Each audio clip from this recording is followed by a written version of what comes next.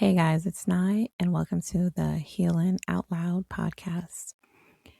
In this series, I just wanted to say that I'm not always going to be on camera. Sometimes it's easier for me to just record on a whim where I don't have to set up the lighting or just make sure everything is okay visually. But there is a message that I want to get out, and I hope that it is received, even though you're not able to see me.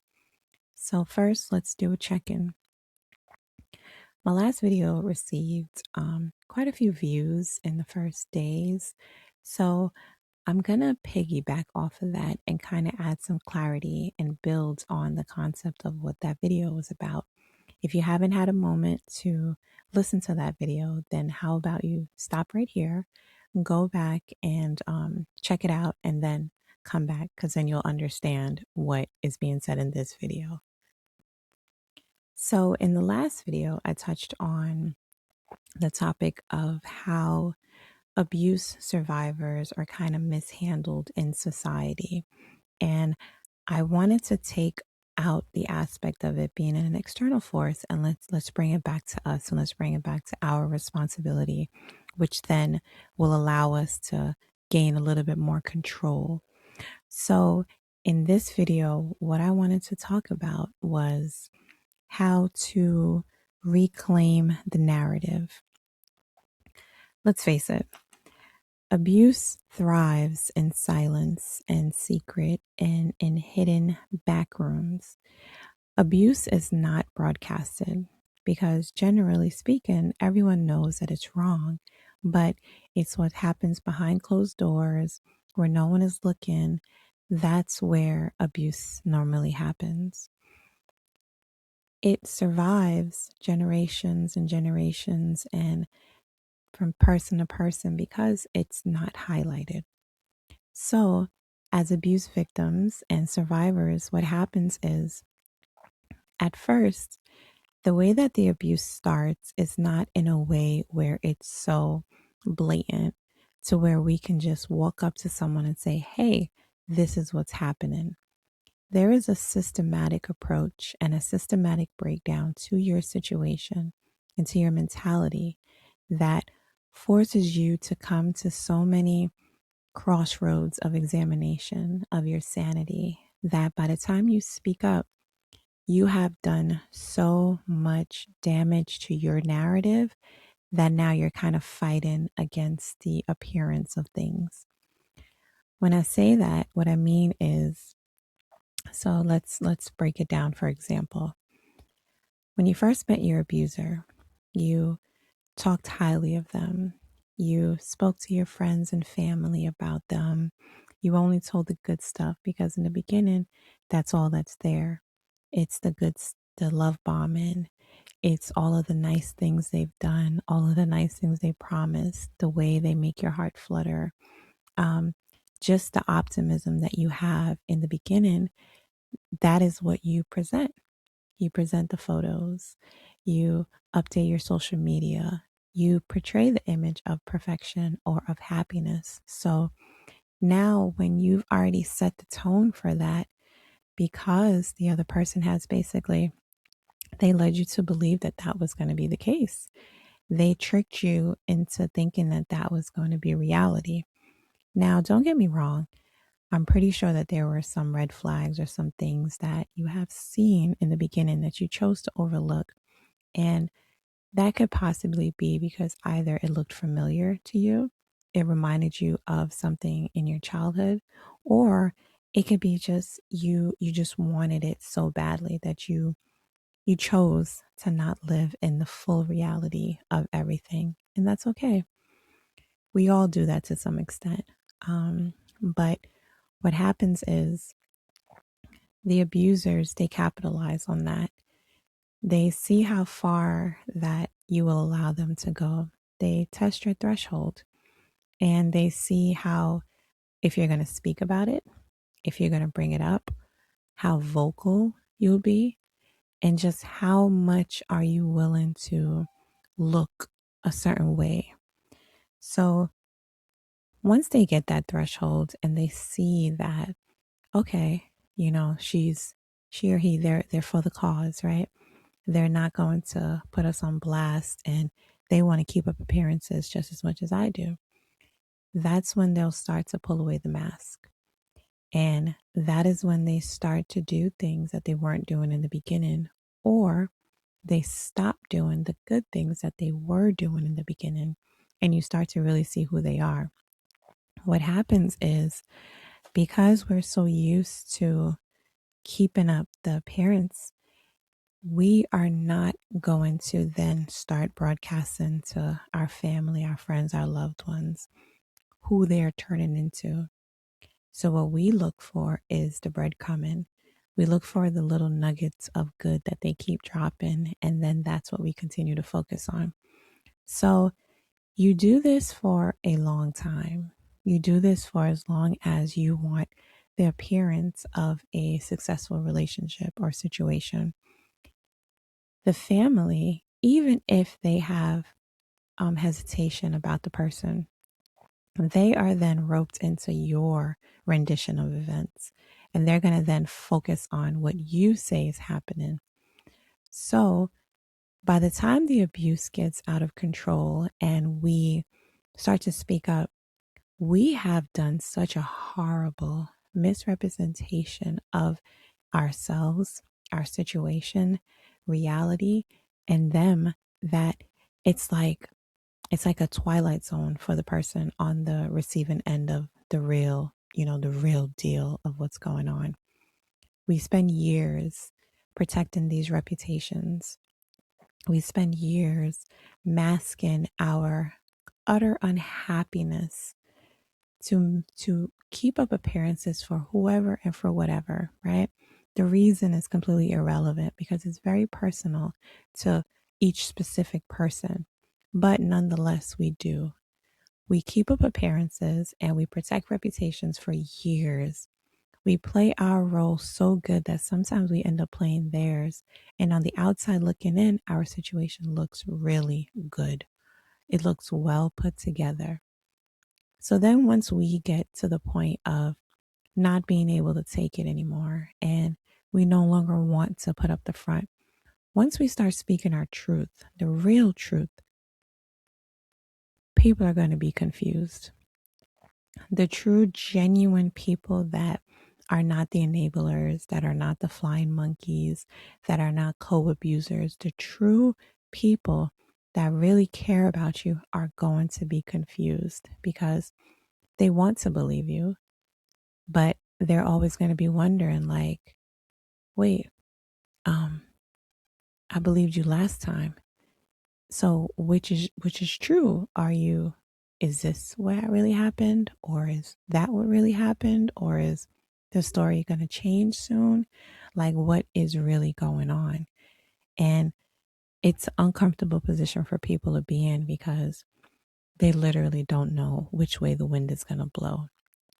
So I say that to say, when we make the decision to start speaking our truth and to no longer live in the mask of what is happening, we need to be prepared to not be believed.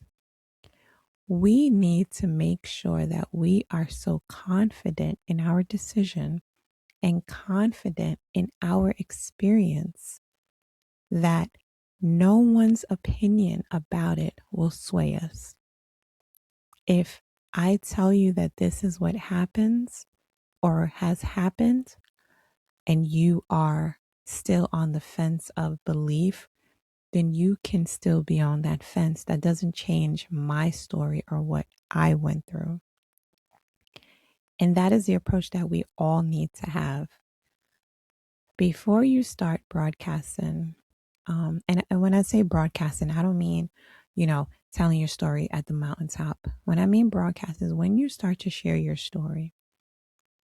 I want you to be so ironclad and confident that regardless if you're believed, supported, acknowledged, comforted, regardless of what happens on the other end of you sharing your story, that you know that you are going to remain grounded because Your narrative is your narrative. Our abusers have already gone around and shared their version of events. And they did that knowing that it wasn't the truth, right? There's a terminology where it's like wrong and strong or strong and wrong or something. And it's like they went around proclaiming their story, knowing that it was a lie, confidently. So why do we need to be timid about our truth? We were the good person, right? We tried to protect them. And honestly, it's really a protection of us because we wanted to not look stupid. We wanted to look like we had made good decisions, and we wanted to look like we had finally figured it out, because the reason why we pretended to have it figured out is more than likely because we didn't want to face the backlash. And the honest part of it all is, if we were in um, comforting and really uplifting circumstances in our environment, we wouldn't feel the need to, right? But that's another story. But we basically did it to not look stupid amongst whoever we didn't want to look stupid for. Now, our abusers, they know that they do this very well, and they do it very often. They know when they're losing control, and they know how to do the cleanup ahead of time. They have great foresight. What they're then going to do is they're going to start spinning the story to their enablers, to their flying monkeys, because these people are going to eat it up. But what we don't prepare for is when they do that to our friends and our family. And then we are now battling between who's safe and who isn't, because they are masterminds of manipulation. And that is what we are not prepared for. When you live in truth and you try to be a good person, you always think that the world is going to receive you as such. But con artists seem to thrive more. And abusers are con artists. They know how to look good on the outside, even if they are pure evil on the inside. They know how to look like family people, even when they are the biggest cheaters. They are the biggest liars. They are the most absent partners and parents. But on the outside, those looking in will think that, oh wow, this person has it together. They are the epitome of success, the epitome of all things good. But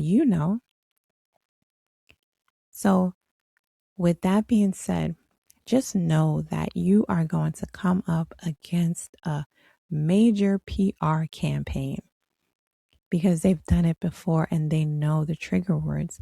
Because the thing is, they have already analyzed you and they have already know your vulnerabilities. And I'm pretty sure if there are people in your life who maybe you have shared things or shared pain from this person, stories, they're then going to go to those people and share those stories to disarm them and make them come on their side. Like you are going to be odd man out in every situation.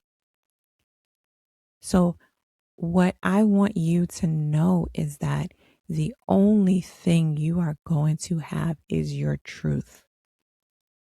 And from your truth, you're able to build your dignity. You're able to build your sanity. You are able to rebuild your life, because when you reside in truth, nothing else matters. Once you start to heal, you don't want fakeness around you. You don't want BS around you. You don't want to entertain dead end relationships. You don't want the nonsense around you. So when you have your truth, that is your starting point. That is your foundation. That is the base in which you build this new chapter on. For me, I literally felt like I was the center of a major societal collapse, because I was looking at these people through the lens of me, of I would never do this, so they wouldn't. Or, you know, I'm a good person, so they have to be as well. And it's like, oh, no, no, no. No, no, no. True colors were revealed. And as I guess as surprising as it was in the moment, it was the most freeing. It was the most like empowering moment, because my eyes, there was no more veil, right? It was like every band-aid was ripped off at once. So I had no choice but to move forward. If I was still in limbo, it would have been harder to do. But it's kind of like everybody revealed their true colors at once. And I was able to step aside and really look. And that was the greatest gift that I ever could have received. So my narrative, my truth is no longer skewed in, oh, what is this person going to say? Or how is this person going to feel? It doesn't matter. Because what they showed is that it, like, my feelings didn't matter. So that gave me permission to focus only on my feelings. And for me, that was the greatest gift they could ever gave me, because I'm an empath. All I do is focus on feelings and other people's feelings. And they gave me permission to only focus on mine. Control your narrative. That is the one thing that no one can take away from you. Excuse me. That is the one thing that you are in complete control of, is your truth. You get to decide who gets to hear it. You get to decide who can give you input. You get to decide what you do with it. These people have controlled your life long enough. Do not give them another second. If they give you information on yourself, use it. Use it to build your life. Abuse thrives in silence. And I am choosing to heal out loud. We suffer in silence. We get depressed in silence. We isolate in silence. I am healing out loud, mouth wide open. And I am choosing how I tell my story, when I tell my story, to what detail I tell my story. It is my story. Whatever platform, whatever language, whatever diction I choose to tell my story is my choice, and I am in control of that. Because I see what it is when I don't speak up, and when I try to be the better person and I try to, not rock the boat. Oh, they gonna hold you underwater.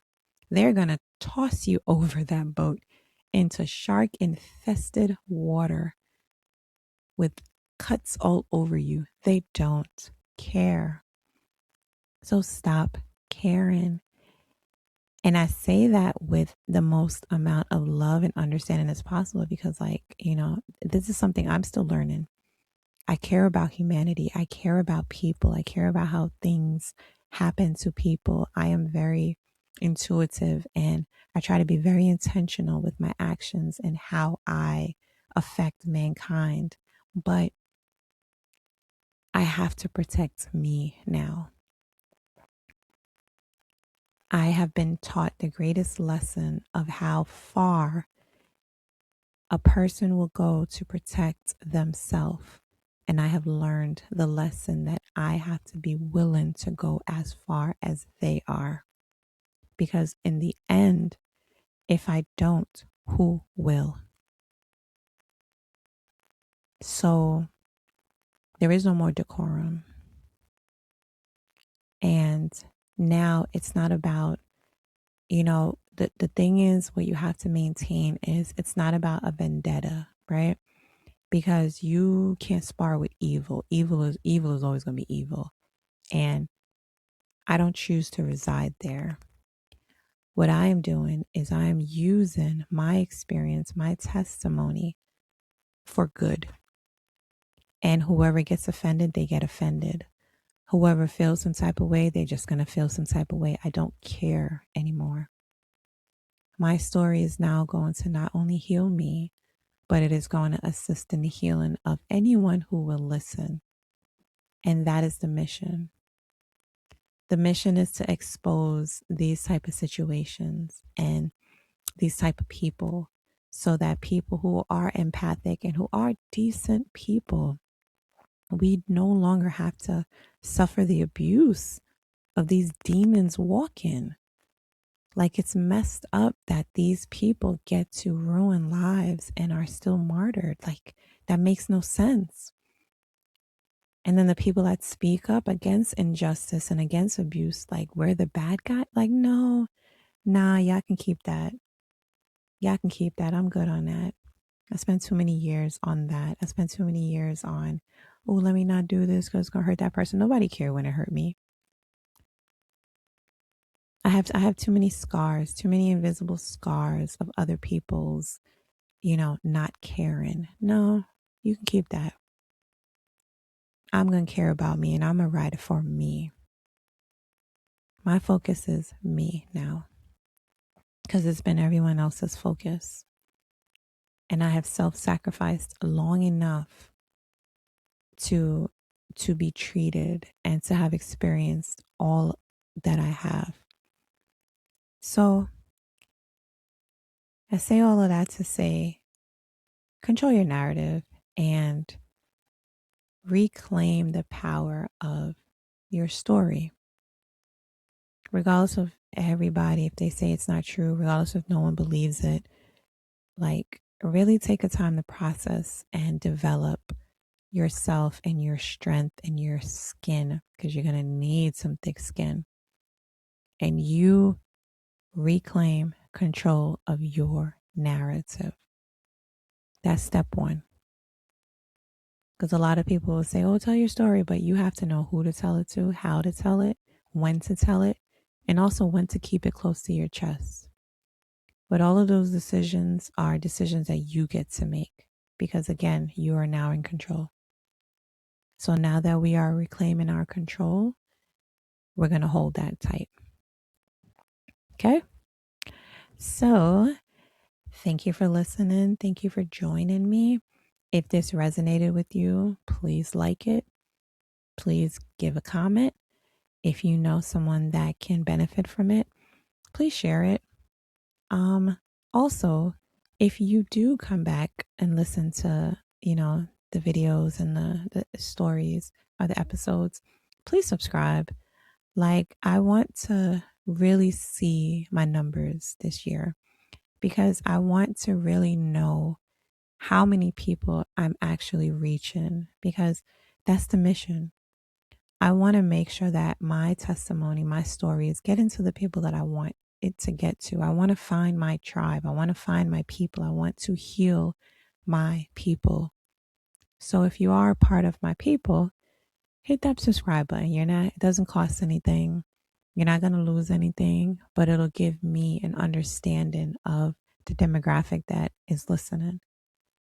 So please, again, like, comment, share, subscribe, all of that, notifications, everything, and take care of yourself. And until next time, peace and blessings, love and light, and I'll see you.